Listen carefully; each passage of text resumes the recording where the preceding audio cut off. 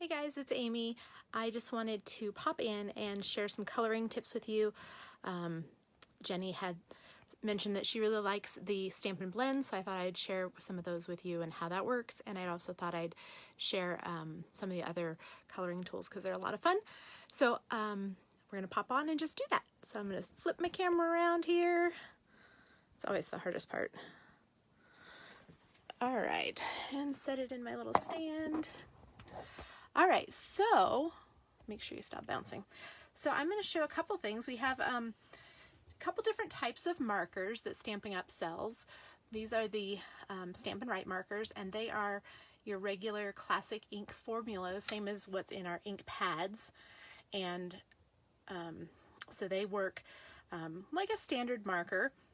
They have a fine tip that's very small, and then they have a brush tip, and then they work a lot like your, like your standard markers, except that they coordinate with your ink pad colors. So when you color with these, I usually use the brush tip. You don't need to use a lot of pressure because they're, a nice quality marker. You don't want to bend the tip.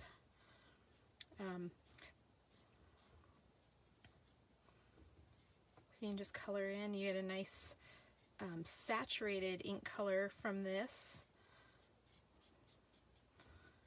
One of the things you have to be a little bit careful about with these is that depending on when you're coloring, you can get a little bit of streakiness. If that bothers you, then that's something that you might like about the blends, because you don't get that streakiness. But you can get into really detailed areas with the small tips. You can get into like these little areas, and you can also use them for writing, which is nice. You can write inside your cards in a color that coordinates with them if you want to. So that is a simple coloring with markers, and we have those that coordinate with all of our different colors of ink pads. They get sold by the family collection, so you get 10 in the Brights collection or 10 in the Subtles collection or so on. They're not sold individually. They're sold in the collections. The in colors, they are available in the sets of 5. And they work great on regular paper, watercolor paper, shimmer paper, lots of different types of surfaces. But they do need to be on a surface that will absorb the ink, because they are water-based, dye-based ink. So you can't color with them on like vellum or acetate sheets, because those will bleed. So that's an example. The other thing that we have to color with are watercolor pencils, and these are nice quality watercolor pencils. So they aren't like your standard school pencils. They're colored pencils. These are a nice soft quality, so you can color with them really nicely and just have the the colored pencil look, and you can blend the colors and shade and do all kinds of things that you can do with the regular colored pencils. But the other thing that's nice about these, because they are watercolor pencils, is you can take and just add a little bit of color, and then you can use one of the blender pens, which is a clear pen that will allow you to pick up the color and spread it. And when you do that, it kind of makes the color a little more vibrant, and it gives it that watercolored look. So you get this effect of watercoloring, but it's a little more controlled and not as wet as watercoloring with ink or a brush, because you're really in control of where you're putting it on using the brush tip of this. And then when you want to change colors, you just rub your blender pen on your paper until it's clear, and then you can pick up another color and do that. So those are nice, and those comes in a set of 3.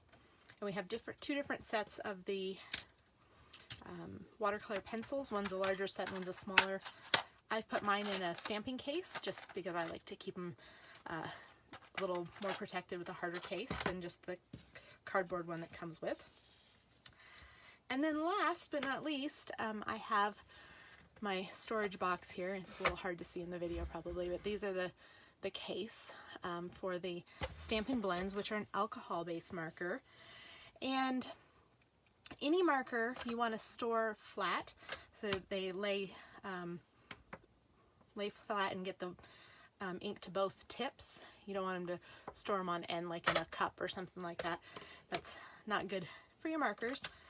The Stampin' blends, they're, like I said, they're alcohol based. They come in sets of 2. There's a light and a dark, and these coordinate with our colors. We don't have them available in all the colors, but a lot of them. So these also have a bullet tip. You see that? And they also have a brush tip. And the brush tip is the one that I tend to use more. Again, it's a nice soft tip. I mean, not too soft, but you know, don't need to smush it. When you're stamping for this, you want to stamp with the Memento ink because it is designed and formulated to work with the alcohol-based markers and not smear.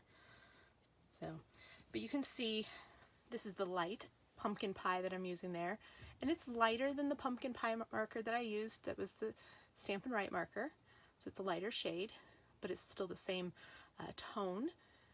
And you can see that when I colored with it, it's really smooth. There's no lines.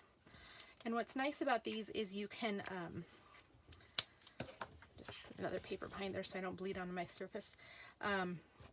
You can use the dark marker to then do your shading. And these tips are, the caps are on really tight because they are alcohol based. You don't want to just leave the lids off or loose because you end up getting them dried out. And they're alcohol, so they dry out more quickly than a standard marker. But these are designed to do a lot of shading and blending. So for example, I did the light color first, and then just really quickly I'd added a little bit of the dark in. And now, I'm going to see if I can zoom in just a little more here. There we go. So now I'm going to take the light marker again, and I'm going to take and blend. I like the brush tip. I'm going to blend them together to get more of a shaded effect from dark to light.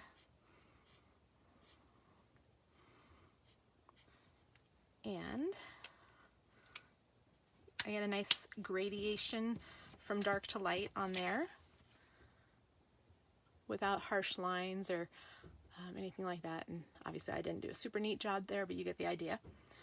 The other thing that's kind of neat about these Stampin' blends is that there's also a color lifter, and this marker, it's white, but what this is it's not actually white. It allows you to erase mistakes. So like here I colored outside the line a little bit, which I'm bound to do. You can take that and just use that marker to kind of push that color back in and fix your mistake, and give it a second to dry and it'll go in there. You can also use it to add highlights. So if I want there to be like a little highlight on that pumpkin, give it a little second, because as it dries the color moves. You can see the highlight that it created there. Oops, get it on the camera. And you can see my mistake kind of went away a little bit. I can do a little bit more. And again, as the alcohol dries, the effect is more finished, because that's part of the process, is letting the alcohol dry. But I added that little highlight. Maybe I'll make it a little stronger, just so it shows up on the camera better. It's really loud, I know. But you create that highlight effect by taking the color away, and there where I colored outside the line, it's basically gone. Whereas this one where I colored outside the line with the regular marker, I can't fix that, except maybe by cutting it out or adding a shadow to it. So I am also a big fan of the Stampin' blends. I think they make coloring a whole lot easier. You get a lot more, I don't know, satisfactory, a lot more satisfying result from it. And I also like the watercolor pencils a lot. Those are the two that I probably use the most when I'm coloring. You can also watercolor with the inks, use the regular Stampin' Right markers. There's lots of choices, but that I thought I would just pop on and give a quick little tutorial. And if you have questions, just ask. Thanks guys, have an awesome day.